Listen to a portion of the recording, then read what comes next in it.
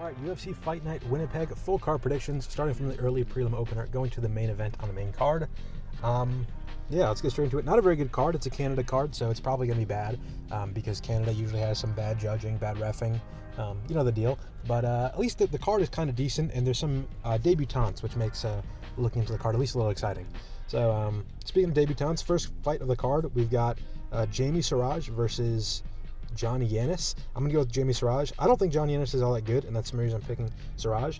I brought up a couple weeks ago that Kai Kamaka III had lost to Diego Brandao in his recent fights, and that was not exactly a sign of being washed. But I'll talk about that more. Diego Brandao was on kind of a crazy run at Tough Enough. He had a weird career. Like he when he left the UFC, it seemed like he was pretty washed and no longer good, or maybe never good in the first place. He went on a bad losing streak in Russia at ACA, and it seemed like his career was over. But recently, he's been on a bit of a resurgence. I think he's done some fights in different rule sets like bare knuckle, but recently he was at Tough Enough.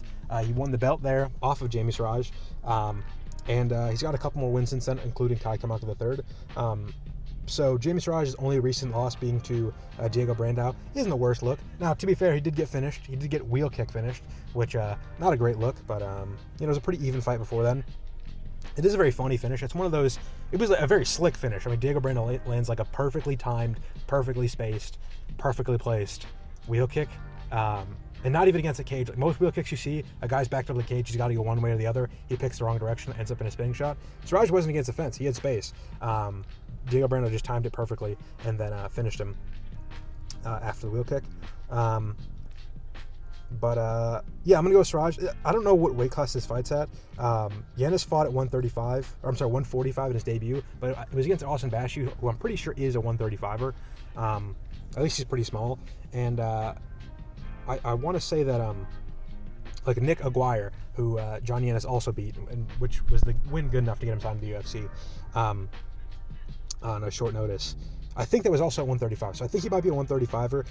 Tapology says the fight's at 135, but Jamey Siraj hasn't fought at 135, I don't think, recently. His last fight was at a catch weight of 150. Yeah, so let me check his profile. I'm a little confused.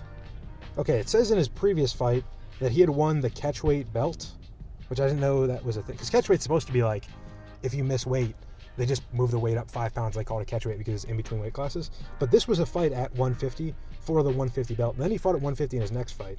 Against Brandao, he fought at 145, which makes sense.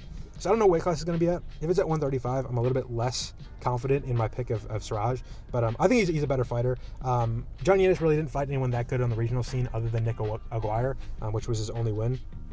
And he lost to Gabriel Vanderlei, who isn't very good. He lost to Austin Bashu, looked really bad. And Bashi's lost before. He lost to Christian Rodriguez. And I get Christian Rodriguez is the fraud check guy, but he's not that good. So I don't love, a loss to him. Yeah, I just don't think John Yannis is all that good. So I'm going to go with Jamey Siraj. He's actually pretty solid, has a much better regional career, and he's the Canadian. And, with Canada cards, you can always expect that there's a good chance that a Canadian or two is going to get a bad decision their way. So, yeah. Next fight of the card, John Castaneda versus Mark Vologdin. I'm going to go with Mark Vologdin. He's going to I think he turned 26 today, or maybe on fight night, something like that. He's pretty young. He's probably going to improve more in his last fight. I didn't love how he looked in his last fight. I don't think that Adrian Luna Martinetti is all that great. I didn't rate Vologdin super high going into that fight, but he looked pretty solid. He was able to keep the volume up pretty high, and that's kind of why I'm going to pick him.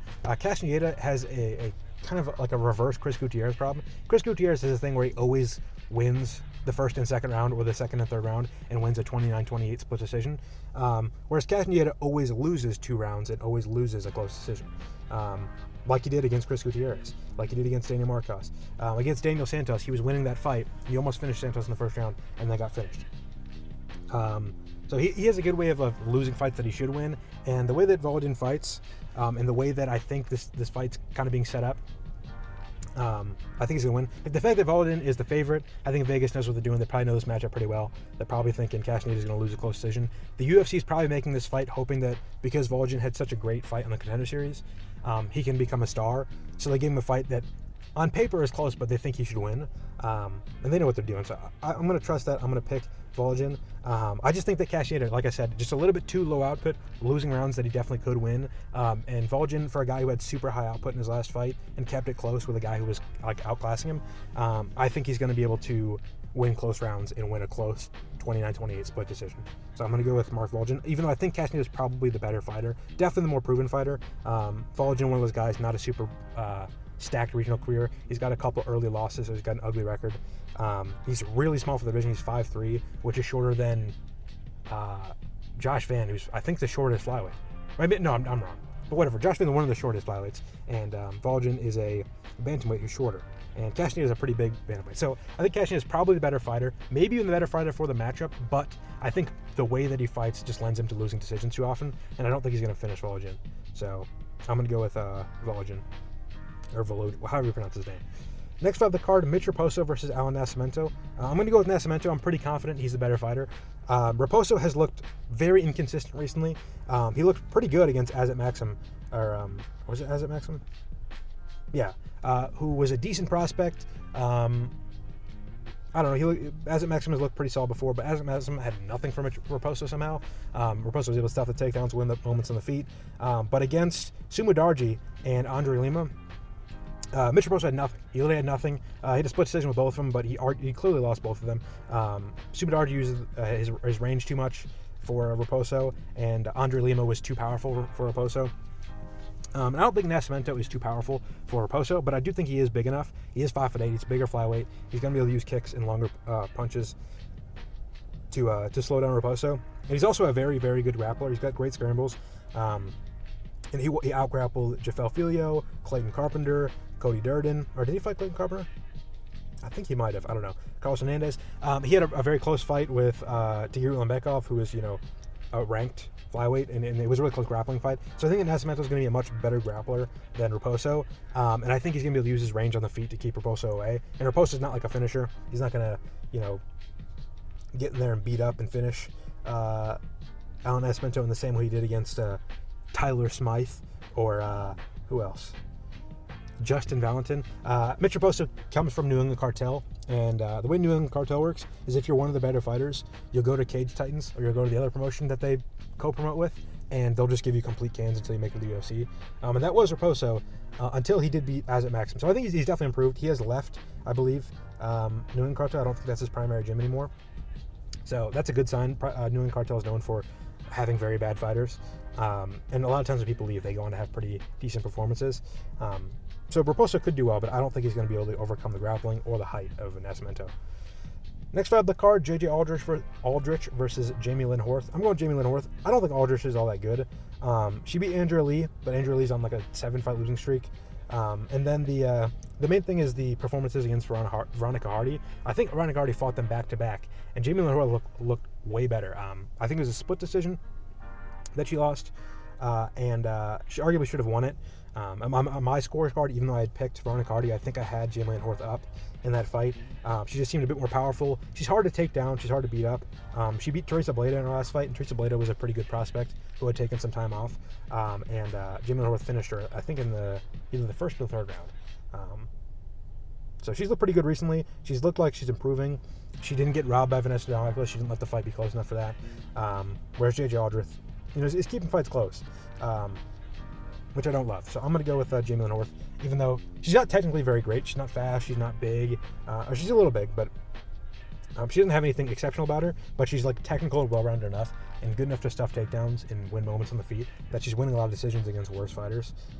Whereas you see her against Miranda Maverick, Miranda Maverick is good enough to make up the difference. And Veronica Hardy is technical enough to win a lot of the moments in the feet. So I don't think J.J. Aldrich has that, ability. So I think Jamey Lynn Horth wins it pretty, maybe not easily, but pretty clearly. Next up the card, another women's MMA fight. Melissa Croden versus Darya Zheleznyakova. It seemed like we got away from the women's fights for a bit, like one a card, maybe two a card on the early prelims, but the next few cards have a couple more, so we're back to our old ways, unfortunately. But I'm going to go with Melissa Croden. She's not a very good grappler, but she's got decent enough scrambles that I don't think Darya Zheleznyakova, who doesn't have very good jiu-jitsu, is going to be able to hold her down. Zheleznyakova did get taken down and submitted pretty quickly by Allan Perez, which makes you think she's not like, doing all the reps for jiu-jitsu. Getting taken down and submitted by an arm triangle right away at a lower weight class is a pretty bad look. And I don't think Melissa Croden is bad enough to get completely demolished by her. And Melissa Croden actually looks pretty solid on the feet. She was having a good fight against Luana Santos on the feet. What's her name? Whoever she debuted against, Tenara Lisboa. She finished she beat her up on the feet and then finished her on the ground. So yeah, she looked pretty good in the striking. She looked solid in the grappling. Not great, but good enough that I think she won't lose to Darya Zheleznyakova. So I'm going to pick Croden. And Darya Zheleznyakova has looked really shit on the feet before. Against Melissa Mullins, she did win that fight in the striking, but Melissa Mullins looked like the worst fighter of all time. And maybe she can make her look bad, but I don't necessarily think that's the case. I think she might just be a bad fighter. I think she's lost to Melissa Mullins before. I think that was a rematch, which is kind of an absurd thing. The UFC a couple times has been... Yeah, that was a rematch. She got finished by Melissa Mullins in the first fight, so maybe she's improved a bit. But the UFC's been doing some weird rematches recently, and that's definitely one of them. But I'll go with Croden. I think she's just a better striker and not bad enough in the grappling to lose to Zheleznyakova. Next we have the card, Tanner Boser versus Gokhan Saricam. I'm going to go with Gokhan Saricam. I'm a little torn in this because we really don't know a ton about either fighter.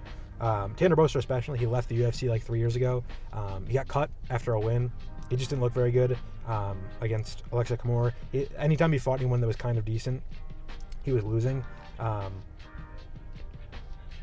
Wasn't Kimura at a heavyweight?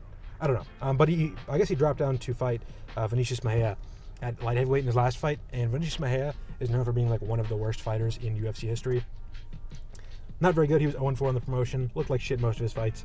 And Tanner Boser beats him by I think a doctor stoppage or something like that, less than a year ago. But he didn't look very good in that fight. He didn't look very quick. He looked like he'd kind of fallen off. And Saricam has at least been fighting, the same level of competition pretty consistently. So it's not like there's a ton of fluctuation. I don't like that basically anytime he fought anyone decent, like UFC level, he did lose. He lost to Oleg Popov. I think that's it actually, but he's a little bit bigger. I'm going to go with him. Tanner Boser never really was like that big of a heavyweight. He didn't really have the skills of a lot of the light heavyweights that moved up in divisions. And Saricam I always thought was kind of decent, and he was on the PFL sauce. I don't think he's been getting tested like Boser has for the last 5 years, so I'm going to go with Saricam, even though I don't think Saricam is all that good.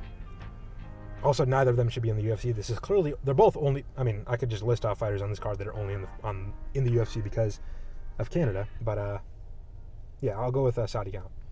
And speaking of only being in the UFC because you're Canadian, we've got Robert Valentin versus Julien Leblanc. I watched Julien Leblanc's last 2 fights. He looks really bad. Everything he throws is super slow and telegraphed. His kicks are really wide and loopy. He telegraphs them really well. Have you watched his last fight? The guy he fought was a fucking can. He kept falling on his back, throwing spinning shit. He had no balance. LeBlanc did finish him with kind of a slick back take, but he wasn't beating him up on the feet like he definitely should have been. And he kind of relied on using control against the cage for most of the fight, which is not a good look because his opponent was dog shit, and he should have just been at range, beating him up. And for that reason, I'm going to pick Robert Valentin. I don't think LeBlanc's going to be able, if he's not going to be able to beat up, what's his name, Ryan Rohovich. If he's not going to be able to beat him up at distance, I don't think he's going to be able to beat up Robert Valentin. A lot of the guys Robert Valentin beat on the Ultimate Fighter on the regional scene were kind of shit. But he did beat Paddy McCrory, who was pretty good, and I think he's much better than Julien Leblanc. And anytime Robert Valentin was fighting those bums, he was getting finishes, he was beating them up. And Julien Leblanc isn't significantly better than the guys. He's not even better than the guys that Valentin was finishing. So I think that Valentin's just going to come out and finish LeBlanc in the first round. I don't know if he's ever, let me check. Has he ever been finished before? He looked kind of chinny, is why I'm saying that. Never been finished, but he lost 2 decisions to a 3-1 guy and a 15-11-1 guy. Not a very good look. His only fight out a decent promotion was in LFA, and that was against Joel Bowman, the 3-1 guy. Joel Bowman is a decent prospect in the regional scene, but he lost a split decision to Curtis Millender in 2023. I mean, come on, yeah, he's pretty shit. Lost to Josh Fremd. Any guy you've heard of, he lost to. So, yeah, I'm gonna pick Robert Valentin. The UFC's jumped the shark with signing these really bad Canadians. This guy's pretty dog shit. So yeah, I'm going to go with Valentin. I think he'll get an easy finish. Valentin's not great. LeBlanc could definitely take him down and hold him down because Valentin's grappling is terrible. But I don't think his grappling's all that. I think Valentin's just going to finish him. Next up the card, onto the main card, we've got Denis Buzukja versus Marcio Barbosa. I'm going to go Marcio Barbosa. He's a pretty big favorite. I imagine he'll get a finish in this fight, but I do think Denis Buzukja is a little bit underrated.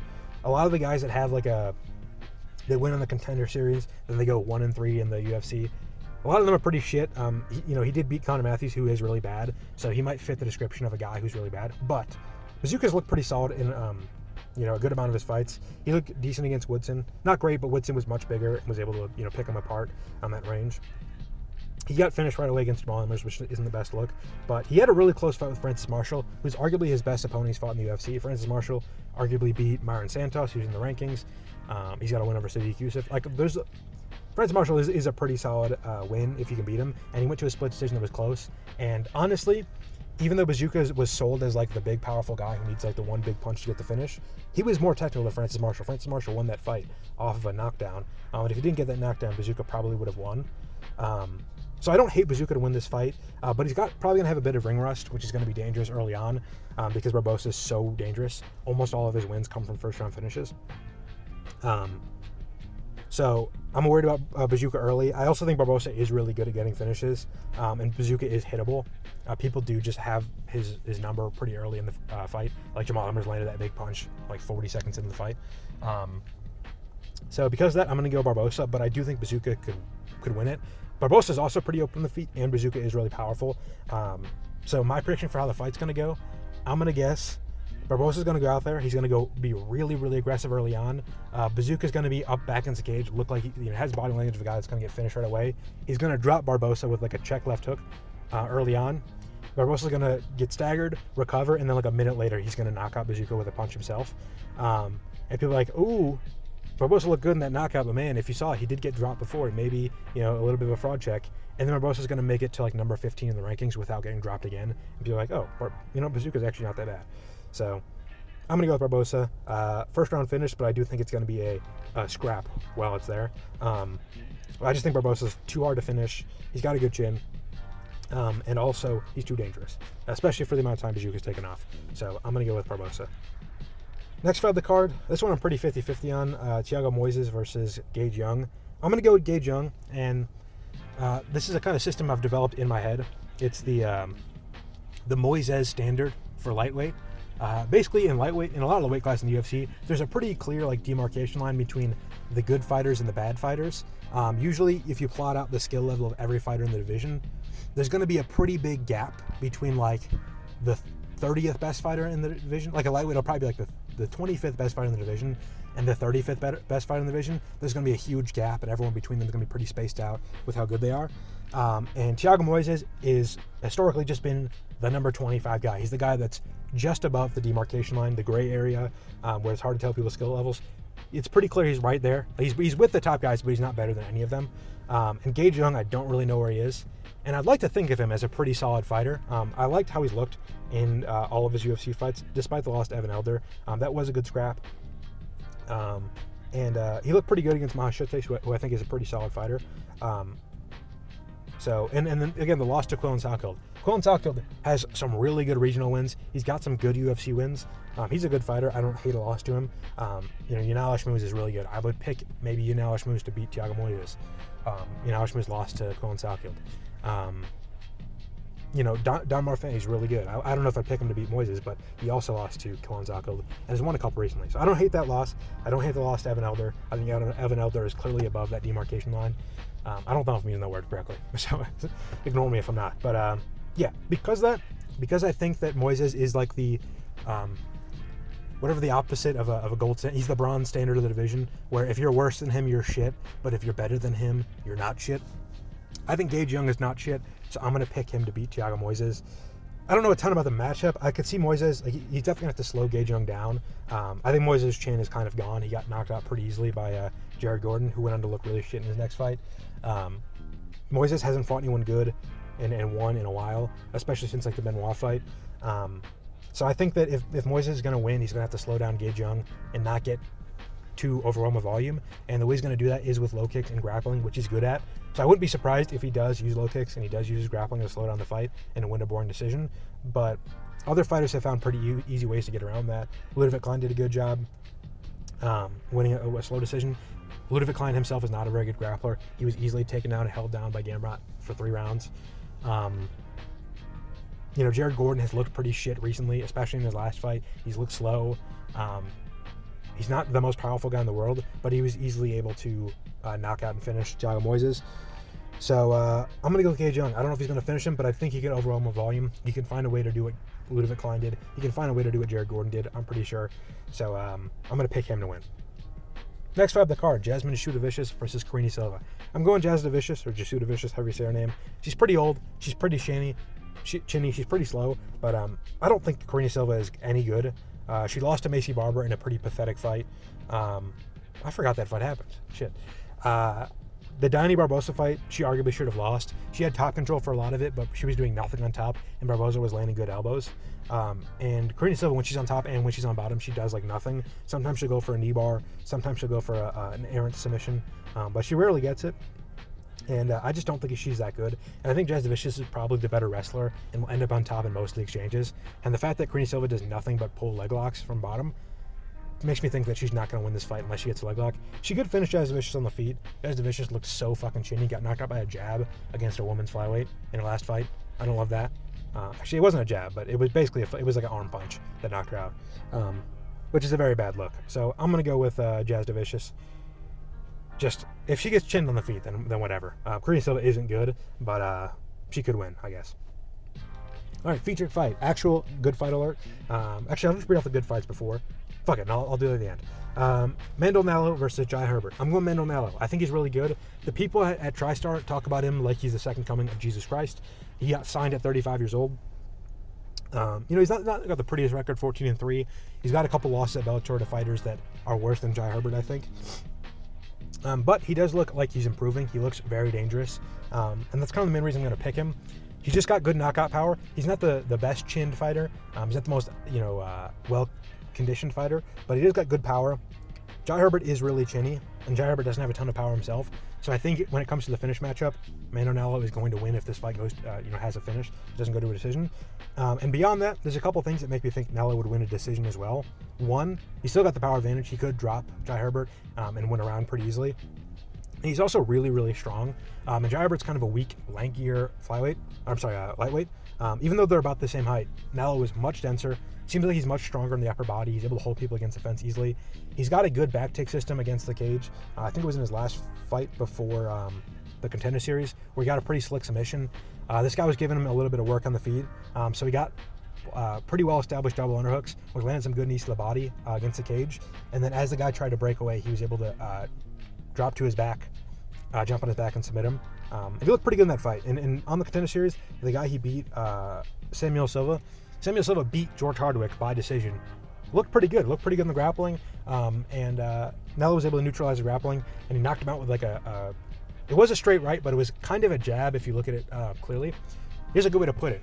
Juju Nakatani does this thing, which is going to be impossible to describe. I probably should have just fucking acted it out or something. But he's a southpaw, and he'll throw a long straight left, and then when he throws a straight left, especially when the guy's backed up against the corner or against the ropes, Nakatani will throw that straight left, and he'll stay with his feet square and his shoulders switched. So the straight left, his left hand now becomes his jabbing hand. It becomes like basically his lead hand.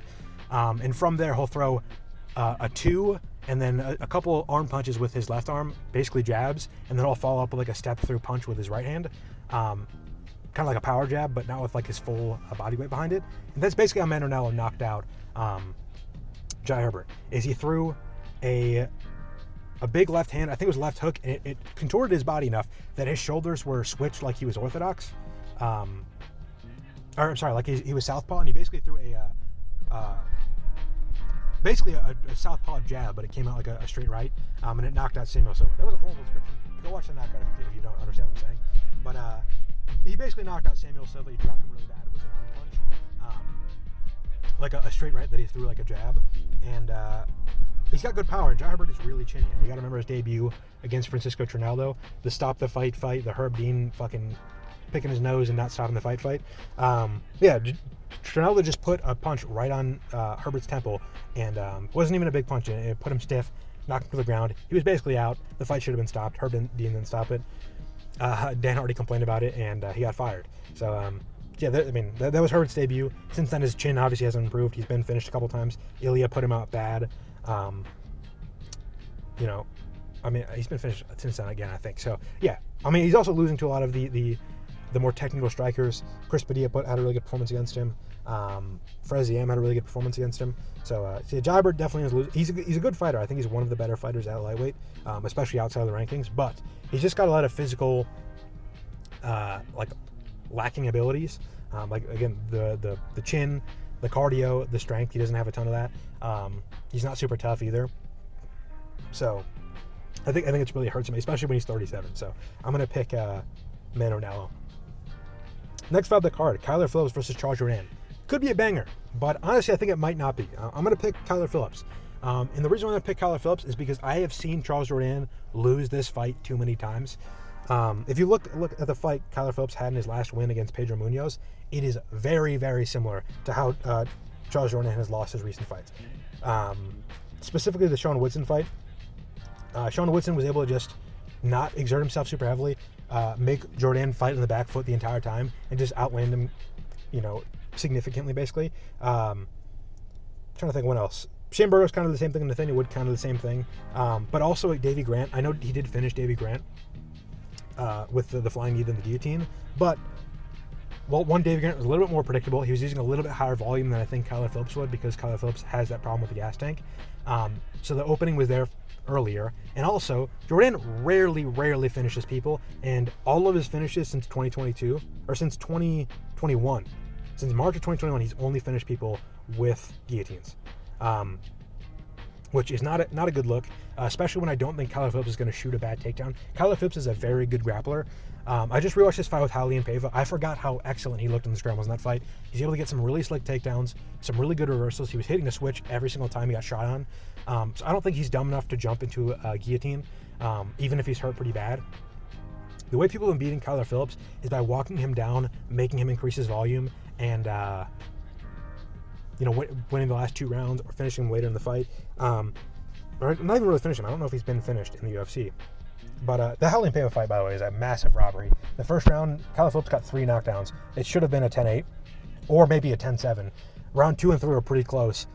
All 3 judges gave 2 and 3 to Julian Paiva, and 2 of them made the first round a 10-9 when he got 3 knockdowns. It was a very clear 10-8. So Phillips got robbed in that fight.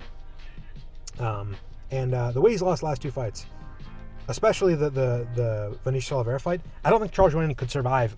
I don't think he's clean enough. I don't think he's got a good enough chin. I don't think he's got good enough stamina to fight the fight that Vinicius Oliveira did, where he just doesn't care about getting hit, runs in full punches, swinging as hard as he can, just trying to gas out Phillips. And Jourdain fights in the back foot too much to implement that game plan. And when he fights in the back foot, he needs a finish to win a lot of these fights. Like against Vanetta was beating him technically on the feet. Victor Henry was having a good amount of success backing him down on the feet. Victor Henry was fighting the back foot a little bit more, but Gene Silva was fighting. He won every exchange by just walking forward the whole time. Sean Woodson won almost every exchange by winning, or by walking forward the whole time. And David Grant was doing the same thing until he got flying kneed and then guillotined. And the fact that Charles Jourdain only finishes people by guillotine makes me think that unless he gets a guillotine, he's not going to get a finish. And Kyler Phillips, I don't think is going to get finished by guillotine. So if Kyler Phillips is walking him down and Charles Jourdain needs a finish, I don't think he's going to be able to just get a fluke guillotine out of nowhere. I think he's going to have to do something with his striking, and betting on him to land another big flying knee or some crazy spinning elbow or something big that's going to have to hurt Kyler Phillips, who I don't think has ever been finished. I don't exactly expect that to happen. The other way he could win, I guess, is by getting a big robbery like Julian Paiva if Kyler Phillips gasses out bad after the first and second round. But I just think that's less likely. Kyler Phillips fought like a fucking idiot in that Julian Paiva fight. Anytime he had Paiva hurt, he would throw a flying knee, he would throw a wheel kick, he would throw a spinning elbow. And I just don't think he's that dumb anymore. He didn't do that against Munoz. He didn't do it against Rob Font. He didn't do it against Vinicius Oliveira. Rob Font and Vinicius Oliveira had to work themselves to make Kyler Phillips gas out, whereas Charles Jourdain, I don't think is going to be able to do that. So I think Phillips will win, even though I think Jourdain might be the better fighter. Jourdain has looked very improved. He's a lot more dangerous on the feet than he used to be. His guillotine looks as good as ever. His defense looks solid. His grappling defense looked pretty good. But I do think Phillips is more skilled than a lot of the guys that he's beating and harder to finish. And he's not going to fight the game plan that's going to allow Jourdain to win easily. So I'm going to go with Phillips to win. Probably by decision, but maybe a first-round finish. He is very dangerous early on, especially if he goes all out. But if he goes all out, I think he'll probably lose. And then the main event, we've got Mike Malott versus Gilbert Durinho Burns. I'm going to go with Mike Malott. Burns might not be terrible. His losses aren't to bad fighters. JDM won the belt. Who else? Bilal Muhammad won the belt. Sean Brady, pretty solid fighter. Not the best. Mike Morales is like the number one contender right now. So all of Burns' losses on the streak, it's not like the Tony Ferguson streak where it was like, well, losing to Gaethje and Oliveira was bad, but then he lost to Dariush and then Michael Chandler and Bobby Green and, fucking Paddy Pimblett. This is more like, he's only losing to top contenders. He could come back from this. It might be like an Adesanya situation where it's the beginning of the end, or like Leon Edwards too. But I'm going to pick Mike Malott. He definitely could lose. He could get out-grappled. He did get out-grappled and finished by Neil Magny in the third round of their fight, but that was after 10 minutes of beating the shit out of Neil Magny. And the reason why I like the Neil Magny performance is because Neil Magny is kind of similar to Burns, how he's looked recently, where a lot of the game is just not getting hit and trying to get on the inside and get a clinch or get a takedown. And for the most part, Mike Malott did a good job in the first 10 minutes of that fight, not letting that happen. He used a lot of kicks, which I think is important because Burns is a pretty kickable fighter. He doesn't move a ton. He doesn't move lateral a lot. He doesn't counter a ton. He doesn't catch kicks and throw big punches off of it, which is a thing like, a similar fighter, Usman. That's the difference between Usman and Burns, is like where Usman has holes in his game, he's kickable. He has a good counter. He's good at catching kicks. He's good at countering off of kicks, whereas Burns just doesn't really have that. Like I said, Burns doesn't move a ton. He's hittable. Mike Malott, a lot of his biggest strikes have come in extended exchanges where he's hit a stationary target. Charles Radke throws the 1-2. Charles Radke doesn't move after getting hit by the 1-2. He falls up with a left hook and drops him and finishes him. Against Adam Fugit, he throws a very long combination where during the combination he switches stances and ends with a southpaw right hook to drop Fugit, whatever his name is. Fuck it Friday. So I think that he's probably going to get a finish in a similar way, or maybe a knockdown at least. Just Burns just doesn't move enough. And if you can hit someone with a combination like that, they're probably going to go down no matter how tough they are. And Burns looked like he was on his way out in the Mike Morales fight. As soon as he got hurt, it was he was going to lose. And that kind of happened against JDM too. The first time he got hurt in that fight, he got finished. JDM's a good finisher. Mike Morales is a good finisher, but the lack of resistance was not very impressive. And I think it just shows that, usually when people show like a lack of resistance, it doesn't get better in their next fight. It usually gets worse.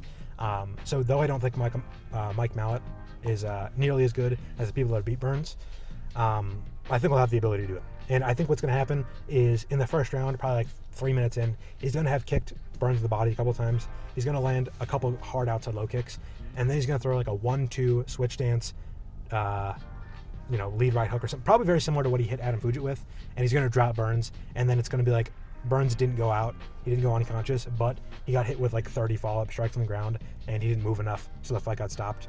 Someone complains about the stoppage, everyone clowns that person. People cope. It wasn't a very good card. It was a disappointing finish, but that's what I'm picking for this card. Not a ton on else this weekend, so I don't really have any other picks. There's a decent K1 event, or not K1, knockout event. So there's some good kickboxing. I'll probably watch that. Actually, no, knockout's impossible to watch in the US. I forgot. So yeah, WrestleMania's this weekend. I don't watch WrestleMania because I'm not, a toddler. But I think that's why there's not a lot of shit this weekend other than this UFC card. So there's that. Yeah, a lot of prospects in this card, so we could get like a breakout star tonight or Saturday night, but I doubt it. Not a very good card. Mike Malott is going to have a moment. He's going to have a cringe moment on the mic. He's probably going to interview with the Nelk Boys guy, have a viral moment there where he says like pussy or something. He says like a kind of swear. But he'll never be anything good, I don't think. So yeah, that's the card. Let me know what you think of the card. Let me know what you think of the predictions. Let me know if you agree or disagree in the comments below. Like the video, share the video, subscribe. Follow me on Twitter, links in the description. I'll be live tweeting this weekend of fights. I'll do a recap after the event on Saturday, maybe Sunday morning if the event's shit. Yeah, that is all. Again, follow me on Twitter. I have recaps and predictions going back to the beginning of last year. If you want to see that, you can subscribe to see my recap. You can subscribe to see my future predictions. But that is all. Thank you for watching or listening.